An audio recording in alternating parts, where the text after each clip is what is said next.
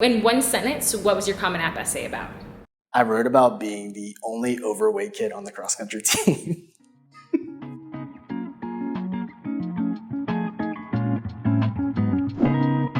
Hey, my name is 𝐋𝐄𝐓'𝐒. My name is Brian Chow. My name is Ikenna 𝐅𝐑𝐈𝐄𝐒. Hi, my name is Rachel. Mikayala Angel. My name is Ivy Deng. I'm from Philly, and I graduated in 2017 from the University of Pennsylvania. I'm from Union, New Jersey. I went to the University of Pennsylvania. I was in the class of 2020, and I majored in economics. First gen Nigerian American from Charlotte, North Carolina. Went to school at the University of Pennsylvania, studied economics, and I just graduated actually this past May. I'm graduating in the year 2024. I go to Wharton at the University of Pennsylvania with a minor in fine arts. Are you a legacy? No, I'm not a legacy. No. I'm not a legacy. I'm not. No. Nah, no one in my family has gone to Penn. Private or public high school? Public. I went to a really small public liberal arts high school. Public high school. I went to a large public high school. Went to private school. I went to public high school. What was your high school class ranking? Honestly, they didn't really give any like specific rankings, but I was like top 20% in my grade, yeah. 2 out of 600. 2. We didn't have rankings. We didn't have class rankings in Canada, but my average was always around or above 90 for every year. We didn't have rankings, but I would say I was somewhere in the middle. High school GPA? Higher than a 4.0. I don't know the exact number. It was around a 3.9. So we had like a little bit of a different GPA, so we could go above 4 out of 4.4. I don't remember. Maybe like a 4.0, but like everyone had a 4.0. Do you guys have GPAs in high school?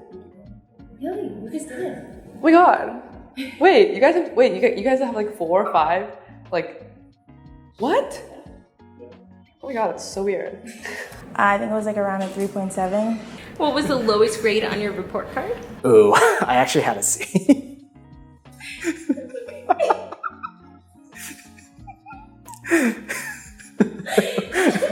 In what class? In chem. I was not a science person. I want to say like a B, chemistry. It was like an 87. Probably a 93. Lowest grade on my report card was probably a B. I would say a C. SAT or ACT score? My SAT score was like a 1390. Took the SAT, scored a 2030. I think I had a 32 on the ACT. And I want to say around a 2100 on the SAT. I took both. My SAT was out of 2400. I got a 2190, and my ACT was regular out of 36. I got a 34. My SAT score was 1540, but I super scored it to 1550. I did the ACT, but I don't remember my score. My ACT was a 30 overall. How many times did you take the SAT or ACT? I took the SAT twice and the ACT once. I took the SAT twice, like officially. So yeah, I think I got like a 1360 on the first one, 1390 on the second. I took them twice. I took it twice. 4 times. This test ruined me. This test was the first time I fell asleep in the writing section and also the math section. The second time, I didn't fall asleep, but I got worse than the first time. I don't even remember what happened the third time, but the fourth time was okay and I got a 1540. So, yeah. Once. How many practice tests did you take? I would say I took about like 4 practice tests. Maybe like a dozen or so. I took quite a few. I had like Kaplan and Princeton reviews, so like probably around 10. Yeah. So many. Like I said, this test ruined me. I was just so bad at taking standardized tests, but I also think it was definitely because in the beginning, I was taking all these tests in a not a meaningful way. Like it wasn't very valuable the way I was just churning out these tests. Near the end, when I actually understood how to study for this test and how to understand the test, I did a lot less tests, but I did them in the right way and I studied the work in the right way. And I feel like that's what got me a better score, not how many tests I did, but how I did those tests. Not 1. SAT, I'll ballpark, I probably took around 10. ACT, I probably took around 5 practice tests. In a sentence, what was your Common App essay about? It was a letter to my grandparents. I wrote about being the only overweight kid on the cross-country team. I don't know if you know the song like Window Seat by Erykah Badu, but she talks about like groupthink a lot in that music video. So I talked about that, my experience with groupthink and how I worked to combat it in my high school.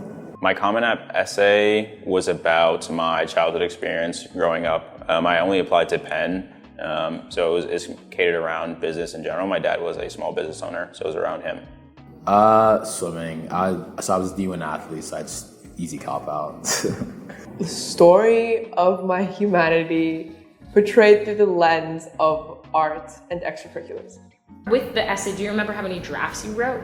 Maybe like 4 to 5 drafts. Probably around 2 or 3. I wrote 2 drafts, and then after my second draft, I just kept iterating on that, like tweaks. I wrote it one time in 20 minutes and then edited maybe once or twice. How many hours do you think you spent working on the essay?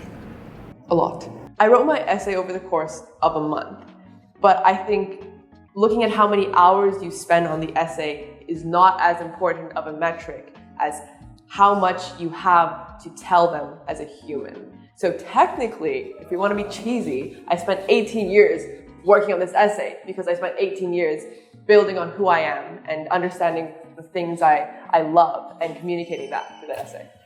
Maybe 3 hours. Maybe a week or so. I would say like around 8 to 10 hours. I would say total hours, probably about maybe like 6-8 hours. How many people read your essay over for you? 1 person. 3. So other than me, probably my college counselor, and then I guess, my brother and mom. A lot of people read it, but I don't think that's the best way to do it. Probably like 10. Did you have an interview? I had an alumni interview.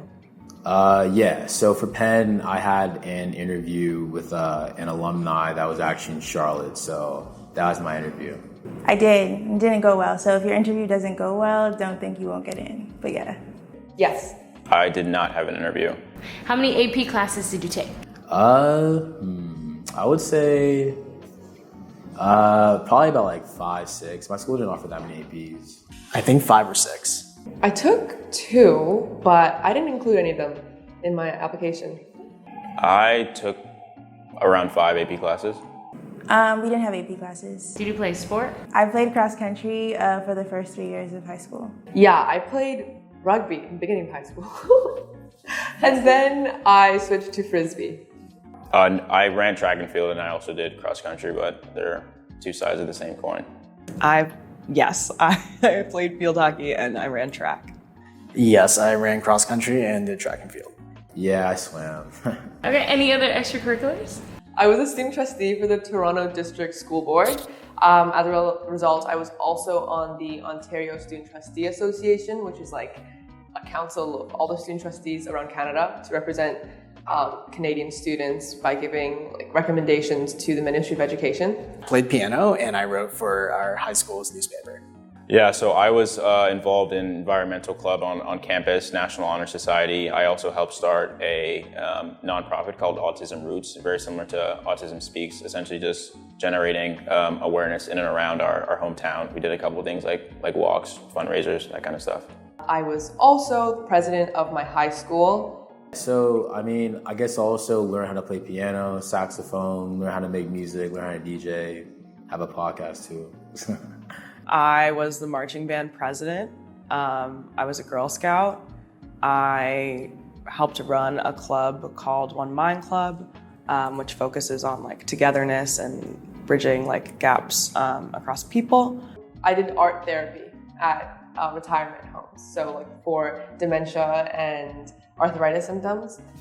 I was also on the Toronto Frisbee team. So I started at my high school and then I started playing for one of the Toronto teams. I also was in this sailing mentorships program, which is a mentorship program for elementary school students and high school students. Do you think UPenn is the best Ivy?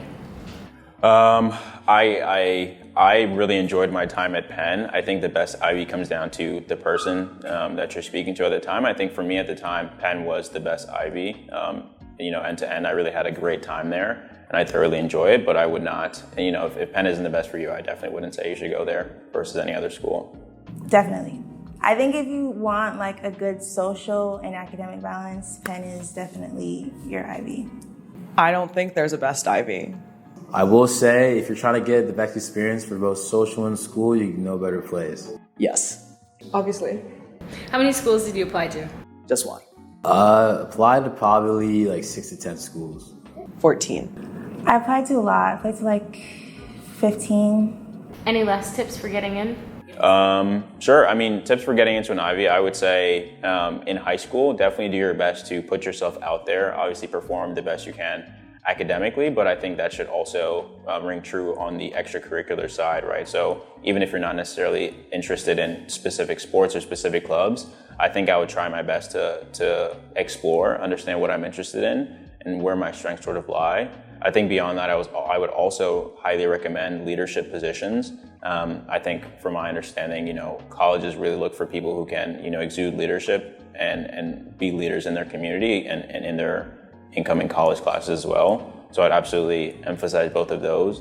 I think overall, in your college admission sort of essay and overall process, again, I try to be your authentic self, really make sure that you're shining through. You're not trying to put yourself into like a blueprint or a box that someone else did before you to try to get in. I think colleges are really also trying to diversify their classes, and so they're not trying to have the same sort of cookie cutter person in their entire class.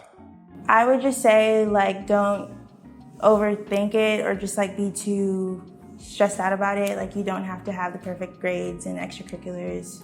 It's like really holistic. So just like do what you can and I don't know, give it your best.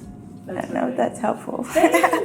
Yeah, for sure. I would definitely say don't feel that you can't do it. You know, I feel like a lot of us that are young, you know, are kind of pushed away to think that we can achieve going to an Ivy League school. Just make sure that you are very aware of your story, you know, why you want to be there, and also just in general, just, you know, making sure that you understand your path and how it aligns with that school, and you should be straight.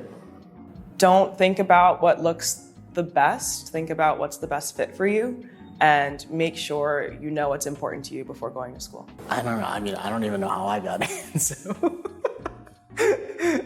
Do what you love. Do not think about getting into an Ivy. Think about what you want to do and what is meaningful and fulfilling to you, and do that. Like if you're looking at these videos and noting down what these people are doing as extracurriculars and saying, oh, I want to do that, that's not the right way to go. Like these people got into these schools because they saw that they were humans who were very passionate, and they thought that through their school, they would continue with this passion and impact whatever field they're going into. And so as long as you do what you love, everything else will follow. Schools will follow. Excellence will follow. Do what you love.